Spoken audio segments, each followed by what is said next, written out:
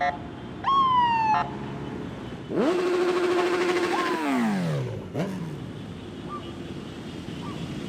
10-та поредна година правиме това каране. Идеята на карането е първо благотворителна, второ да зарадваме децата и гостите на град София.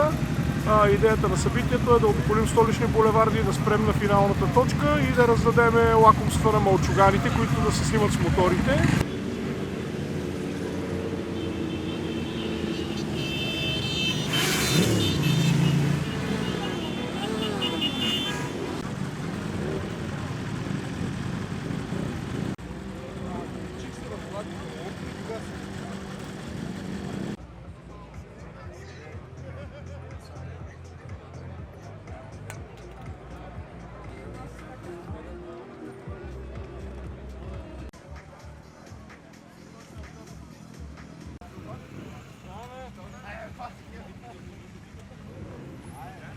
Кампания благотворителна да дарим усмивка, която утре ще посетим дома за деца в град Роман, който ще посещаваме 3 или 4 пъти годишно, където ще занесем необходими продукти, провизии и лакомства за децата, както и нужни ученически пособия.